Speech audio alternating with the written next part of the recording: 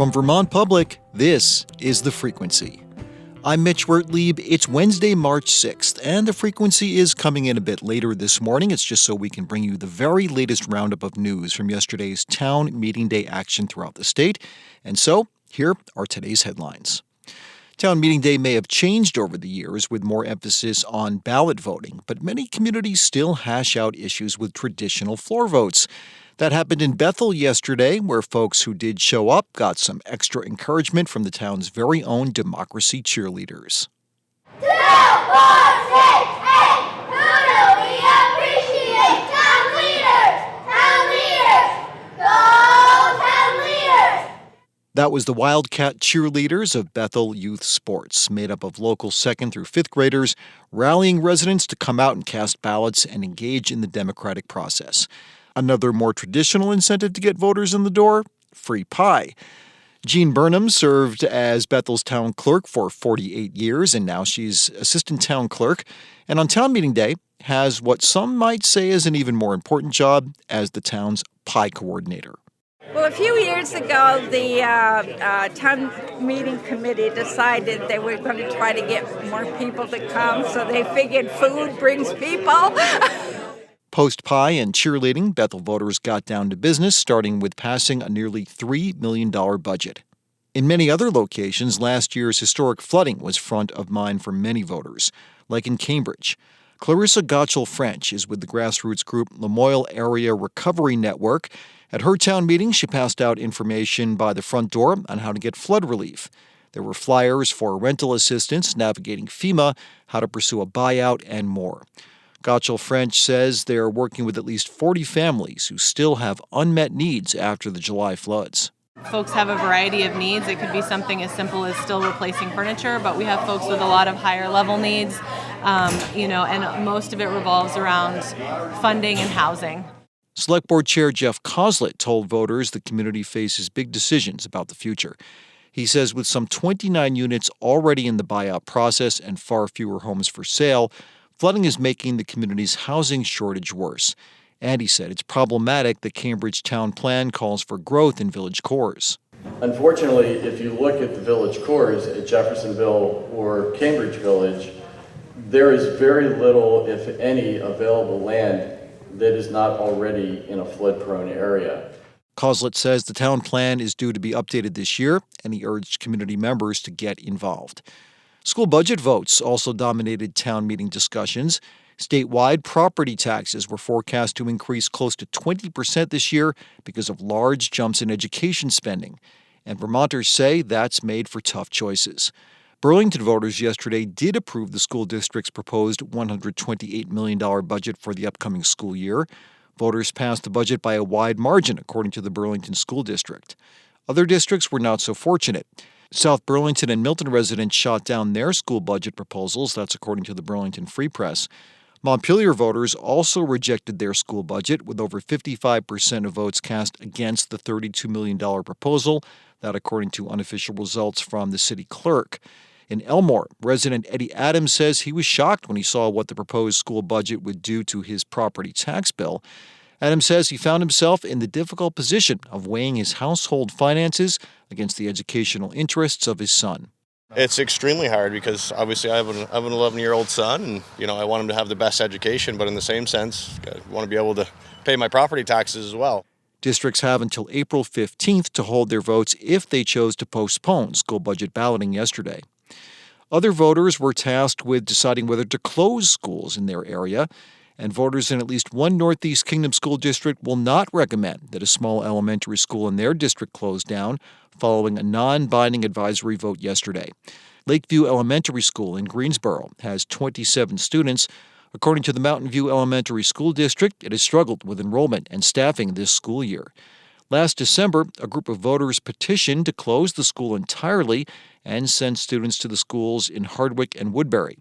Yesterday's vote would have been the first step toward a closure, but voters in Greensboro, Hardwick, Stannard, and Woodbury ultimately decided against making such a recommendation to the school board by a vote of 556 to 458. Again, the board does not have to follow those results. Amy Crank lives in Hardwick and sends her daughters to school in Woodbury. Fiscally, it makes sense since it's now part of this larger district of Mountain View. But we understand that there's also a lot of people that are affected by this in a more personal way. You know, the school is the lifeline of your community. So it's a tough decision, and I'm glad that this is a way for us to voice our opinion, but not actually make the decision right now. Some voters were concerned it would be harder to attract new families to Greensboro without a local school. In Montpelier, the skyrocketing costs of housing and rent loomed large on the ballot. The capital city has become the latest Vermont municipality to approve just cause eviction protections for renters. The measure passed by 16%, or about 400 votes, according to the results reported last night. But the new protections will need to make it past the legislature and the governor before they can go into effect. And so far, other local just cause charter change votes have gotten stonewalled. Joe Moore, an organizer with the campaign in Montpelier, says he hopes yesterday's win in Montpelier will show state leaders that the measure has strong backing. Hopefully this will send a strong message to lawmakers in the State House that just cause eviction is a serious policy that has a lot of support from Vermonters across the state, including outside of Chittenden County. The new protections place more guardrails on when a landlord can evict a tenant. And finally, Vermont was one of many states holding its presidential primary as part of Super Tuesday voting. Stowe resident Dan Carroll voted for Joe Biden in 2020, but he's no longer convinced the 81-year-old Democrat has the capacity to serve as president. So he voted for Donald Trump yesterday, even though he has serious concerns about the litany of civil and criminal charges the ex-president is facing. Oh, yeah. You know, it's the best of the two evils, per se. I'm sure a lot of people feel the same way. Meanwhile, Hyde Park resident Tom Anastasio usually votes in Democratic primaries. But the self-described independent says he was eager to pull a Republican ballot yesterday so he could cast a vote for Nikki Haley. Anastasio didn't want to see the former South Carolina governor win the White House. He just didn't want Trump back in office. And I hope that by not voting for Trump on the Republican ballot, that we can help bring the Republican Party back to its senses. And when the dust finally settled, it was Haley winning the Vermont Republican presidential primary, as reported by the Associated Press. It marked Haley's first state primary victory. She otherwise had only won the District of Columbia. Haley defeated ex-President Trump by nearly 5 percentage points. It was a seesaw battle all night, as various towns around the state reported their votes. Haley saw good results in Chittenden, Addison, Washington, Windsor, and Windham counties, and she appeared to benefit from some crossover Democratic votes in those places. Haley also had the strong support of Republican Governor Phil Scott and former Governor Jim Douglas. Trump did well in Franklin, Rutland, Bennington, Essex, and Orleans counties. Despite the win in Vermont, the Wall Street Journal this morning is reporting that Haley plans to suspend her Republican presidential bid after a poor showing in other states. President Joe Biden easily won the Democratic primary in Vermont with roughly 90% of the vote. Elsewhere, Vermont's capital city voted to re-elect Mayor Jack McCullough for a second term.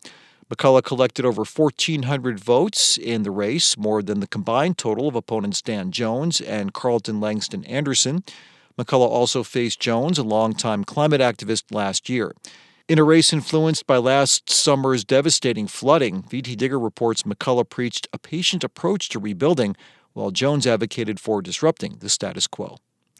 Several Vermont communities also voted on matters well beyond the Green Mountain State yesterday. Some passed versions of a resolution calling for a ceasefire between Hamas and Israel. The votes are advisory, and they force no formal action, but a memo from the Vermont Peace Anti-War Coalition says they're intended to show support for the Palestinian cause, that according to VT Digger. In Thetford, residents passed a resolution after extensive debate over whether it was appropriate for a local government to weigh in on the conflict overseas. Richmond, Marshfield, Dummerston, and Newfane also passed ceasefire resolutions. In Newfane, the Brattleboro Reformer reports voters added language to the initial motion, urging both sides in the conflict to acknowledge the pain inflicted on each other. Coming up, a first for Burlington as voters elect a woman to be the Queen City's mayor. Details coming up after this. The frequency is supported by MVP Healthcare, offering Medicare Advantage plans made for Vermont and guided by doctors, in partnership with the UVM Health Network. Info at uvmhealthadvantage.com. Vermont's largest city made history last night, electing its first woman to the office of mayor. Progressive Emma Mulvaney Stanek won the Burlington mayoral race with 51% of the vote, beating longtime city councilor and Democrat Joan Shannon. Vermont Public's Liam Elder-Connors has more. It was standing room only at Zero Gravity Brewery at the Progressives' election night party on Tuesday night. The crowd watched as the results came in, and Emma Mulvaney Stanek's lead grew. Until...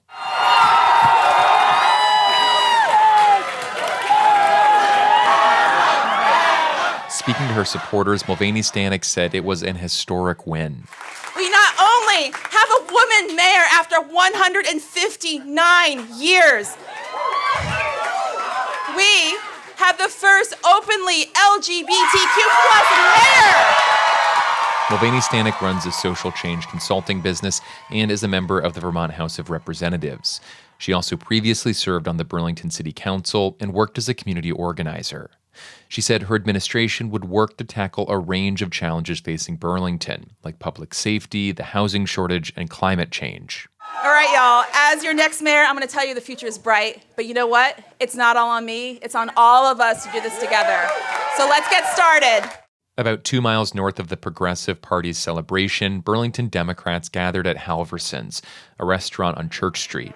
The crowd cheered as Joan Shannon entered. Speaking to her supporters, Shannon, who will remain on the city council, said she looked forward to working with Mulvaney Stanek. I value and respect the ideas that Emma brought to the table, the camaraderie that we maintained through difficult debates, and her love and commitment for Burlington. I look forward to continuing to work with Emma to advance the many areas where we have agreement and to address the issues we face as a city. This year's election was the first open mayoral race since 2012, when Moreau Weinberger won and became the first Democratic mayor in the city in 3 decades.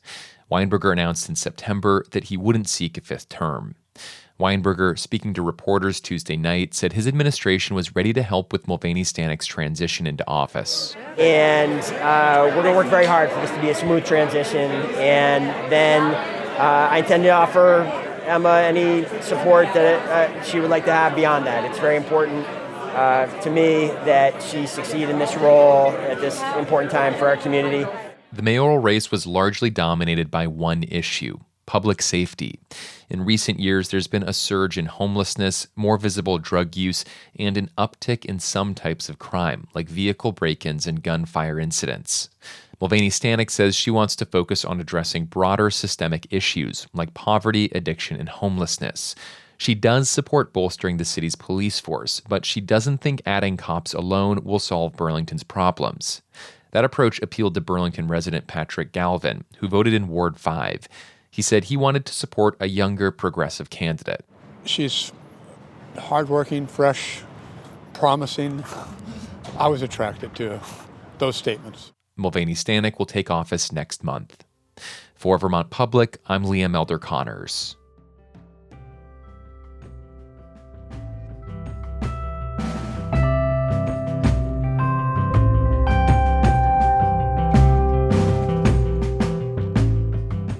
Thanks for listening to The Frequency today. We had additional reporting from the entire Vermont Public News team.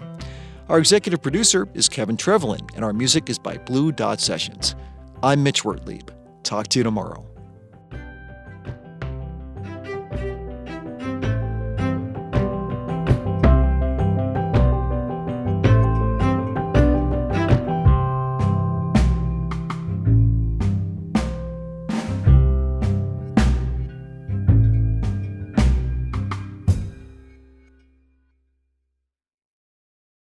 At a time when information continues to come at us faster and faster, sometimes you need to hit pause and rewind. NPR's Throughline takes you back in time to the source of the news stories filling your feed. Find NPR's Throughline wherever you get your podcasts.